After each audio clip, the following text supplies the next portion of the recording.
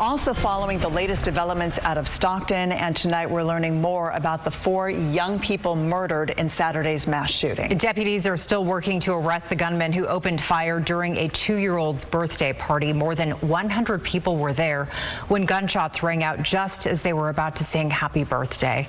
The number of people injured in the shooting has increased to 13. 2 people took themselves to the hospital after being grazed by bullets. Everyone we've spoken with today says right now the city is hurting.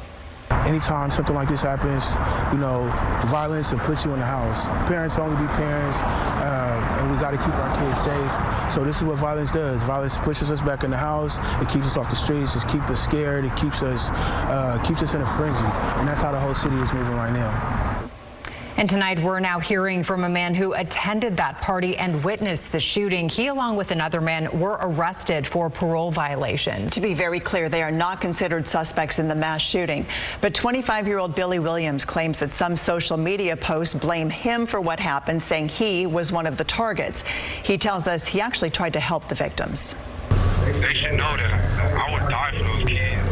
I ran in front of everybody for those kids. I picked all those kids up. I brought them to the front yard.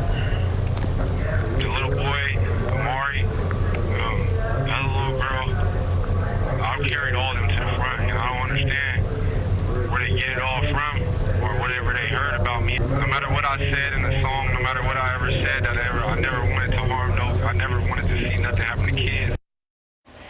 Tonight, we are learning more information about the 4 young people killed in that mass shooting, starting with Maya Lupian. She was 8 years old. She was a 3rd grader at an Aspire Apex Academy. The school shared a statement from her family saying that Maya loved to dance, sing, and draw. She was a purple belt in karate and loved being active. She excelled in school, and she loved her extracurricular activities. A GoFundMe has identified the 8-year-old as Journey Rose Rio Tutar Guerrero. She's described as kind and playful. Journey Rose was in the 3rd grade and loved to tell her family about what she learned every day. Family and friends have identified the 21-year-old as Susano Archuleta. Susano was at the party with his girlfriend.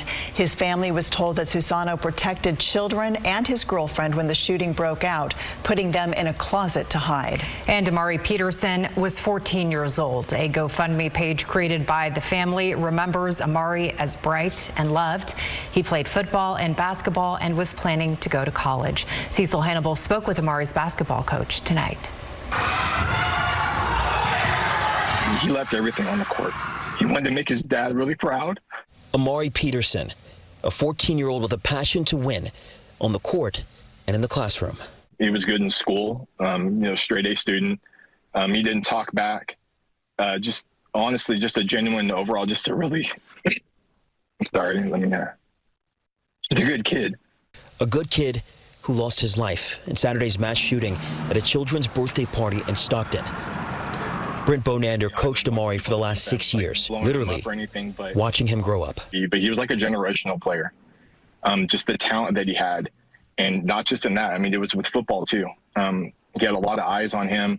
But his coach says it wasn't his handle or his jumper that impressed him the most. It was his heart. He wanted to be that kid that his dad, could be proud of. And it's hard, man, because it's senseless. He had the whole world, and it just ripped from him. This horrible tragedy has left so many families heartbroken, from fathers and brothers to teammates and coaches. I know you wouldn't want, people to be crying over him and stuff like that. So what we're going to do is we're going to go out there and we're going to dedicate this season to Amari. In Stockton, Cecil Hannibal, KCRA 3 News.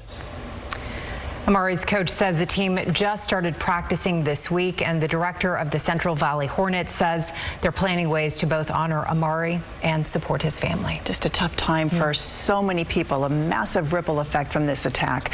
Stockton's Vice Mayor Jason Lee announced that music artist Burna Boy has offered to cover the funeral costs for those killed. He said in part, "No family should ever face this kind of pain alone. I wanted to do whatever I could to support these parents as they begin the long process of healing."